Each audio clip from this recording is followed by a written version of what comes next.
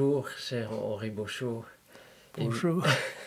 Et merci de nous recevoir chez vous, avec cette équipe de télévision un peu envahissante. On va parler de votre vie, de votre œuvre qui a finalement brassé 90 ans déjà. Et ce qui est frappant quand on étudie votre parcours, c'est que finalement vous avez commencé à publier de manière assez tardive, parce que vous aviez déjà 45 ans quand votre premier recueil de poèmes, Géologie, est sorti en 1958. Alors vous vous êtes exprimé déjà beaucoup sur cette question et vous avez lié l'émergence de l'écriture et du besoin de publier à la psychanalyse. Vous avez dit c'est seulement lorsque l'obscurité est devenue plus profonde au cours de l'analyse et du temps des séances que l'écriture a pu largement réapparaître. Lorsque vous pouvez un peu redéfinir ce rapport entre l'origine de l'écriture et la psychanalyse. C'est-à-dire que avant ma psychanalyse, j'avais écrit pendant plusieurs années en Belgique dans différentes revues, plutôt des articles, quelques poèmes aussi, puis pris dans le feu de l'action. Ensuite, j'ai arrêté, puis j'ai traversé une période comme celle que connaissent en général tous ceux qui ont recours à la psychanalyse. J'ai une période de souffrance psychique assez intense. Et je n'ai pas ressenti tout de suite que ça me reconduisait vers l'écriture. Je cherchais plutôt à revenir dans le monde de l'action. Et c'est ma psychanalyste qui m'a dit un jour, votre levier dans votre analyse, c'est l'écriture. Je crains un peu de me répéter en disant ça. Oui. C'était un moment capital. Mais je ne peux pas dire qu'à ce moment-là, j'y ai accordé une importance considérable. J'étais trop pris par des difficultés matérielles, mes problèmes psychiques, les angoisses, etc. Je considérais que c'était vrai, mais sans m'y attarder trop. Puis peu à peu, je me suis remis à écrire. Et comme je portais un jugement assez sévère sur ce que j'avais écrit auparavant, à part sur l'une ou l'autre chose, je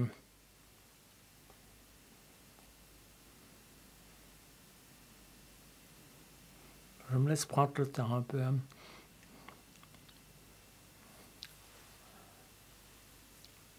Oui, j'ai eu le sentiment que je devais commencer par le plus difficile, c'est-à-dire la poésie et la poésie régulière. Et au début, les résultats n'ont pas été brillants. Puis peu à peu, vers la fin de l'analyse, en 1950, j'ai produit des poèmes qui m'ont semblé valables. Pas beaucoup. La plupart des choses que j'écrivais me semblaient mineures. Enfin, j'ai continué à écrire la poésie et j'ai eu envie ensuite d'écrire une pièce de théâtre. À ce moment-là, je ne pensais pas du tout au roman. Je pensais simplement au théâtre, que je croyais être la chose qui me convenait le mieux, et à la poésie. Mais est-ce que vous avez une explication sur le pourquoi de la poésie et pas de la prose? Parce qu'après, vous vous êtes fait connaître surtout comme romancier.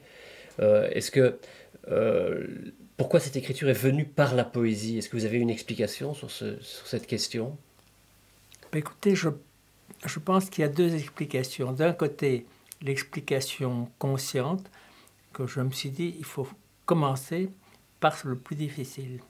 Et que la poésie me semblait de loin le plus difficile, surtout une poésie régulière, dont j'ai gardé toujours le goût d'ailleurs.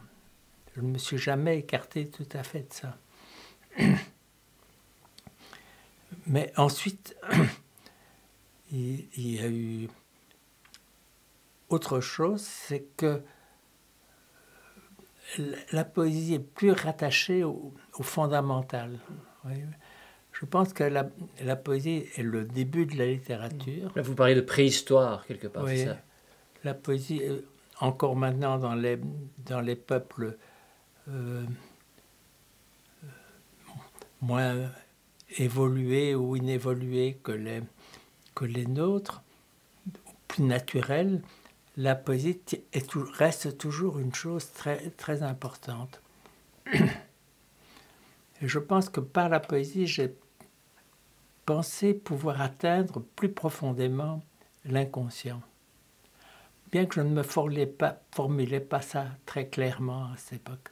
C'est peu à peu, par des réflexions qui ont suivi, qui se sont approfondies, que j'en suis arrivé à cette idée que ce qui est intéressant dans l'écriture, et dans les arts en général, c'est l'approche de l'inconscient, et que cette approche peut se faire plus fondamentalement, mais plus difficilement, par la poésie. Mais je sentais en même temps que la poésie est quelque chose de discontinu. En tout cas pour moi, je pense pour beaucoup de gens, je crois que c'est en grande partie la raison de la souffrance de certains poètes comme Mallarmé, la souffrance de la page blanche. La poésie apparaît comme discontinue et donc dans les intervalles, il est bon qu'il y ait autre chose. C'est pour ça que je me suis mis au théâtre. Au théâtre. Il y a Gengis Khan, donc la Ouais, pièce, ouais. votre première pièce. Et puis, je croyais vraiment que j'étais fait pour ça. Et puis, j'habitais la montagne en Suisse. Je me suis rendu compte que les difficultés matérielles, l'éloignement des grands centres, etc., rendaient illusoire de me faire jouer régulièrement.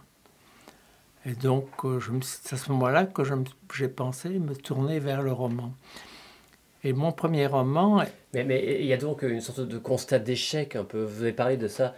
Vous disiez que vous envoyez vos pièces à des metteurs en scène, mais que finalement personne ne les lisait. Et donc, vous aviez un peu l'impression d'écrire dans le vide. Oui, il y a eu un constat d'échec pour moi, Au très, départ, très tardif. oui, oui. Mon premier succès, je l'ai eu à 84 ans. Édipe sur la route. Non, Antigone, Édipe sur la route était un succès d'estime, mais pas un succès de public. C'est le succès d'Antigone qui a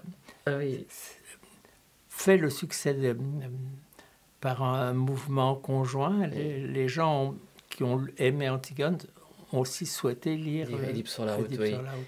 Oui. Et donc vous avez toujours mené simultanément les activités de front. J'ai mené ça simultanément. Comme si le poème était lié au théâtre, comme si le poème était lié au roman. Donc le poème est un peu la matrice de l'écriture. Oui, oui.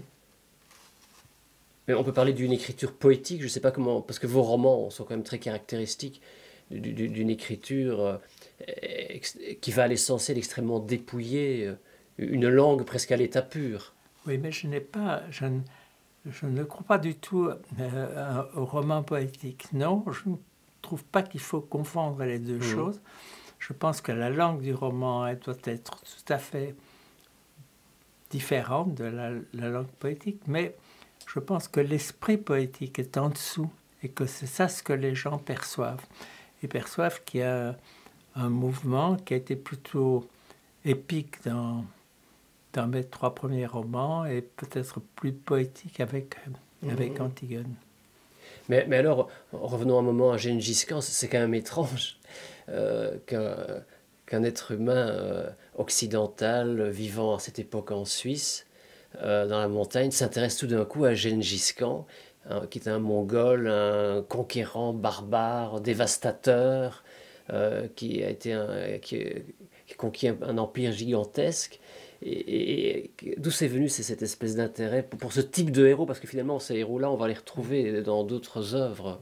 Je pense que c'était une espèce de fascination que je peux dire proprement poétique. J'étais fasciné par quelque chose que j'ai lu sur ce personnage, un roman, une étude sur Gengis Khan dont j'ai d'ailleurs oublié l'auteur. J'ai lu beaucoup de choses ensuite, mais c'était la première et j'ai tout d'un coup été saisi. J'ai écrit le poème L'arbre de Gengis Khan. Je pensais que c'était fini, mais non. Il m'a ressaisi ensuite. Et j'ai vécu ainsi avec des personnages géants pendant tout un temps. Mais je crois que ce n'est pas étonnant parce que, voyez-vous, nous avons tous vécu avec des géants. Quand nous étions petits-enfants, nous vivions au milieu des géants d'une puissance extraordinaire vis-à-vis desquels nous cherchions à la fois à obtenir leur aide, mais en même temps aussi à nous défendre pour conquérir petit à petit notre autonomie. Et donc je crois que c'est naturel, de même que moi j'ai vécu très fortement les paysages du Brabant wallon dans ma petite enfance. Je suis resté très attaché et je pense que j'ai vécu tous ces paysages de pays lointains sans y être jamais allé. Dans mon enfance. Oui. Mon frère aîné et moi, peut-être à cause de la guerre, peut-être à cause du fait que pendant la guerre 14-18, nous avons dû souffrir de la souffrance de mon père qui était chômeur parce que son usine avait été détruite. Il y a eu une volonté de rupture. Mon frère a rompu brutalement. Il a quitté la maison en arrêtant ses études pour devenir d'abord ouvrier agricole, puis petit exploitant, puis finalement il est arrivé à créer une exploitation importante dans les Hautes-Alpes. Mais il était en rupture totale avec ma famille, avec la vie de ma famille. Et moi de même, j'ai éprouvé le même désir de rupture en devenant écrivain. Alors que j'appartenais à une famille qui était plutôt tournée vers les affaires, vers la terre, vers l'industrie.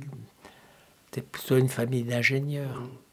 Vous parlez de rupture, mais votre premier roman, La Déchirure, porte quand même sur la mort de votre mère. C'est le thème central. Oui. Et donc, c'est l'idée de la perte de la mère qui vous conduit à écrire ce roman. Alors là, il y a quand même quelque chose un rapprochement. Vous parlez de rupture, mais on a l'impression plutôt non, ce n'est pas tout à fait exact. La Déchirure, j'ai commencé à l'écrire comme une sorte de roman sur mon enfance. Oui. Et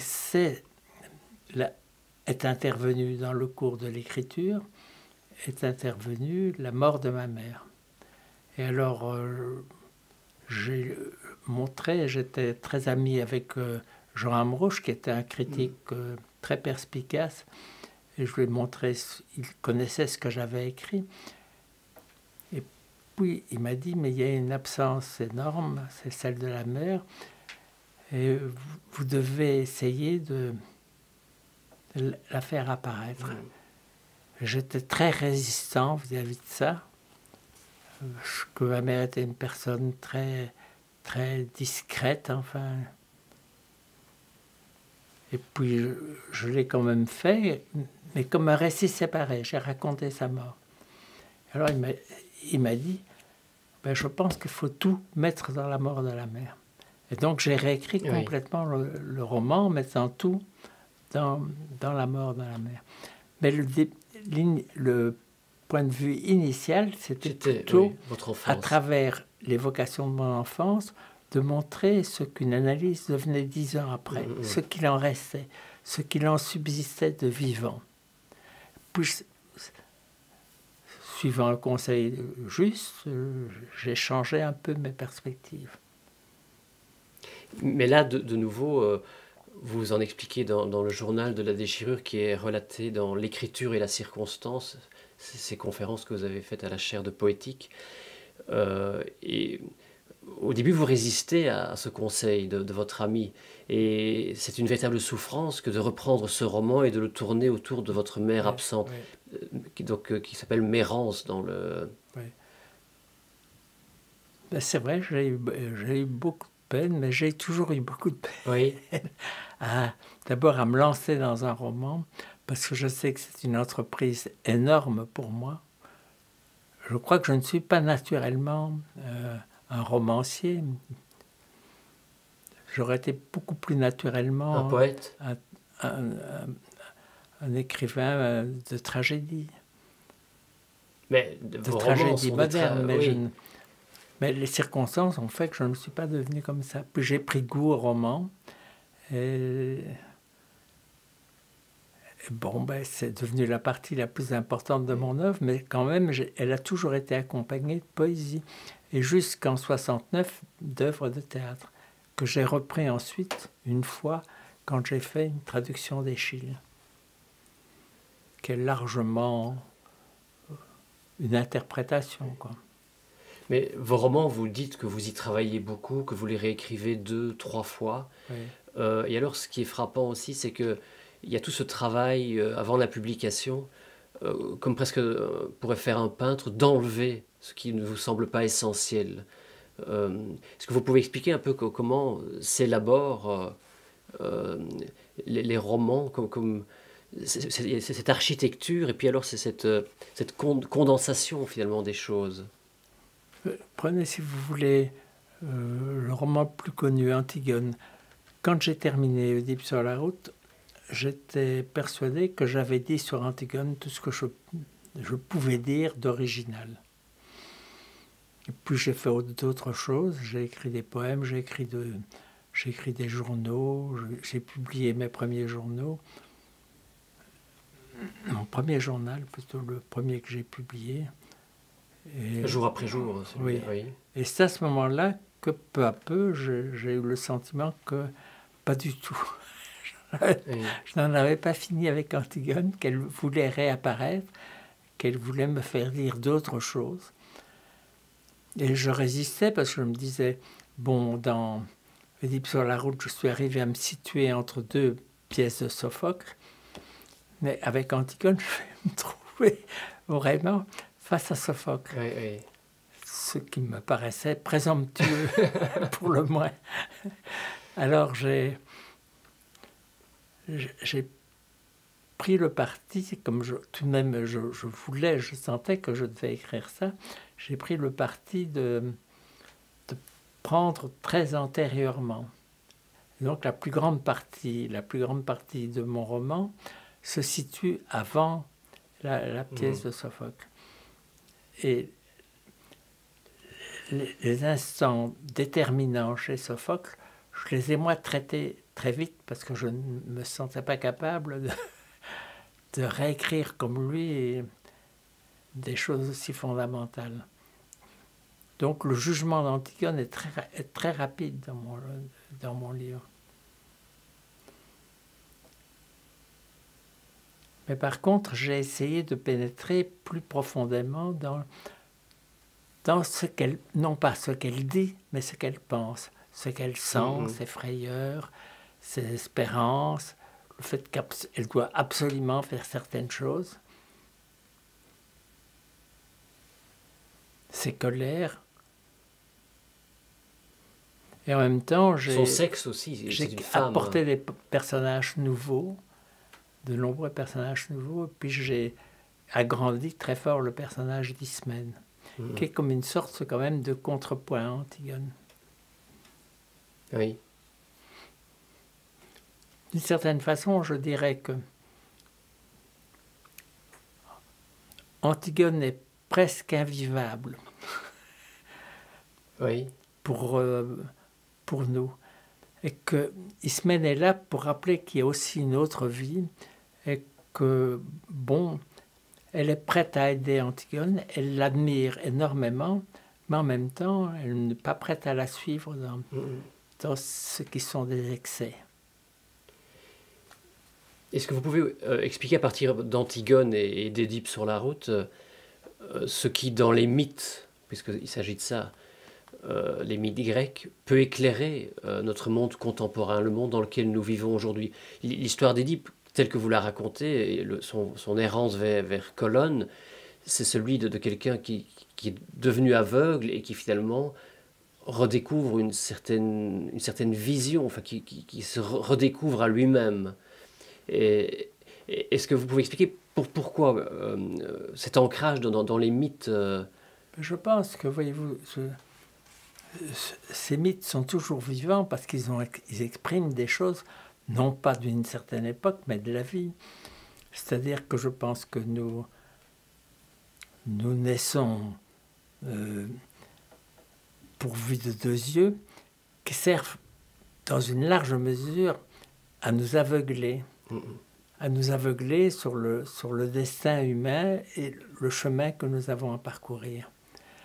À partir du moment où on accepte d'être aveuglé et on se risque vers les voies de l'analyse, de la connaissance de soi, de la générosité, pourquoi pas de la bonté, qui n'a pas très bonne réputation maintenant, dans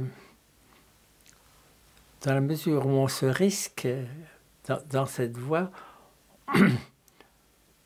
on arrive à un moment donné à une autre vision. Est-ce qu'on y arrive toujours? Je ne peux pas vous le dire parce que je n'ai pas l'impression d'y être arrivé. Je pense que le destin d'Oedipe est un destin possible, qu'on peut arriver à un moment donné à la vision, à une vision de soi-même, où on peut se quitter et en réaliser son destin. On peut le réaliser dans le malheur comme Antigone. Et vous avez l'impression... Parce que, voyez-vous, les deux personnages sont comme ça. Oedipe est un personnage qui ne cesse pas de monter, et Antigone est un personnage qui ne cesse pas de descendre. Et tous les deux pour se trouver. Parce qu'Antigone se trouve à la fin. Dans le monologue final d'Antigone, l'Antigone d'Io, elle est quelqu'un qui s'est trouvé, qui peut mourir heureuse, somme toute, en pensant aux enfants qu'elle n'a pas eus, mais qui sont les enfants d'Io, la compagne de Cléos. Je crois que c'est un mythe toujours vivant, voyez-vous, comme le mythe d'Orphée. Je pense que c'est un mythe toujours vivant. Tout artiste sait qu'à certains moments, il risque d'être déchiré par son art, et puis qu'arrive un moment où il faut aussi ne pas se retourner. Est-ce que vous considérez que l'histoire est une suite d'aveuglement, justement?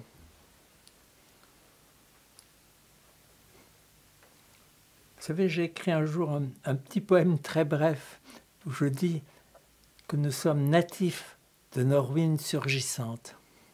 Oui. Je crois que c'est essentiel. Nous avons des ruines, mais qui sont toujours prêtes à ressurgir. Et ça, c'est de là que nous sommes réellement natifs. Et que l'aveuglement qui nous est nécessaire pour vivre, etc. Voyez-vous, nous tendons de très minces passerelles sur un chaos originel. Et là, il y a une très belle parole de Braque que je vais mettre en exergue de mon prochain roman. Il dit: il faut descendre, je ne suis pas sûr de la citation, je vous donne le sens, il faut descendre jusqu'au chaos originel et s'y sentir chez soi.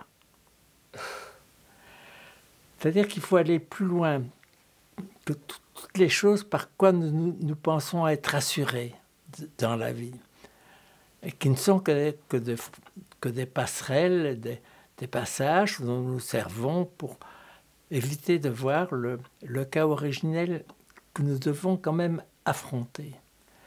Et nous l'affrontons. Et ce chaos originel se retrouve dans notre inconscience. C'est un chaos. Et la place de l'art dans... Quoi? L'art est un des moyens d'exprimer, de donner la parole à ce chaos et d'en faire quelque chose d'agréable, de beau et d'utile pour nous. Ça, c'est le travail de l'artiste. Il faut qu'il y ait une forme. Parce que l'inconscient Et le chaos originel peut aussi s'exprimer simplement par des éruptions, de la violence, des cris, des viols, etc. Donc il faut trouver un moyen de le canaliser, mais pour pouvoir le canaliser, il faut descendre dedans et s'y trouver chez soi.